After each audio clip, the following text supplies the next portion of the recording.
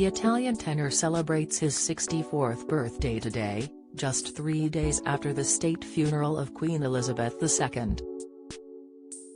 Andrea Bocelli enjoyed a close bond with some members of the royal family, even having performed for them on multiple occasions including at the Queen's Platinum Jubilee. Now a bittersweet memory, Bocelli once recalled how the Queen had once promised him that they would go riding together. Both the tenor and the monarch have a passion for horses. Bocelli even converted a seaside hotel in Tuscany into stables near his home. He told the Belfast Telegraph in 2018 that he spoke to the Queen while visiting Windsor a few days after Princess Eugenie's wedding, and although the pair went out to look at her horses, they were a bit too short on time for a ride in. Bocelli said, "She promised. She said that one time, when I'm in England and a little bit less busy, we can do it." Eugenie's wedding to Jack Brooksbank was accompanied with music by the acclaimed singer, who admitted he was nervous before his royal performance. "Unfortunately, the day of the wedding Bocelli was in trouble with my voice.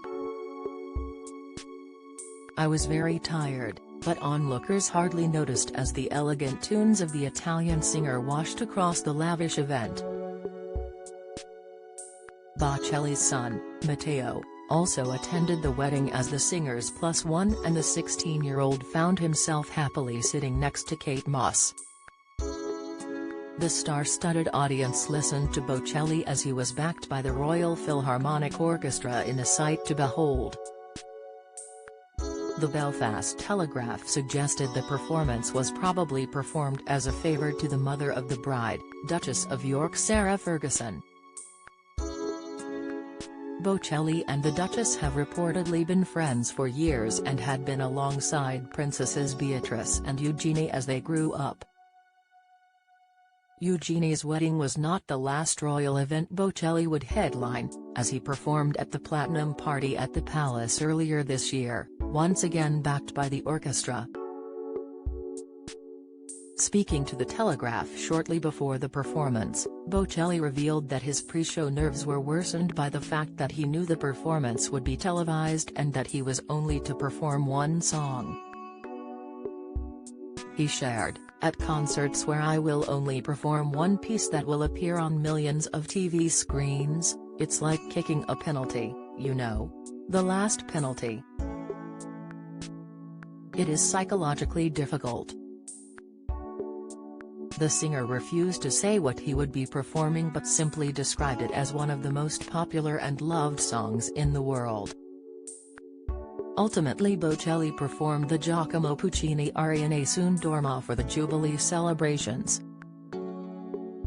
Don't miss, despite living in Italy, Bocelli claimed he had seen the impact the Queen has had on the UK and hailed her as a courageous and brave woman. He shared, "She is a woman who over the decades has also known moments of pain, and, of sorrow or problems in her family, and all these things together have made her a strong woman from whom you can learn a lot." Days before his scheduled performance at the Jubilee, Bocelli tragically lost his mother at the age of 85, and his description of his mother was remarkably similar to his praise of the Queen. Although, he noted, in their lives they were totally different people. "My mother belonged to a very middle-class family, she lived in the countryside, whereas the Queen has a very different life." Tragically, this is not the first time Bocelli has performed with a background of grief. Just hours before he sang for Pope John Paul II in 2000, the tenor got word of his father's death. It was reported that his mother had encouraged him then to fulfill his commitment and perform for the Pope, which he did. Bocelli is a believer in the power of music and its healing properties. However, the singer noted these qualities can be manipulated. He explained to the Telegraph, "Music is food for the soul. If you eat when you're hungry, that's okay. But if you eat when you're already full, that's when you're going to get indigestion. You can't live without food, but if you eat when you're already full, it's terrible.